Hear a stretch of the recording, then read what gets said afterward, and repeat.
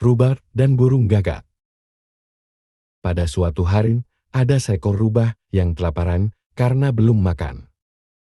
Dia melihat seekor burung gagak terbang melintasi membawa sepotong daging, kemudian hinggap di pohon. Rubah pun menghampirinya dan memuji gagak itu.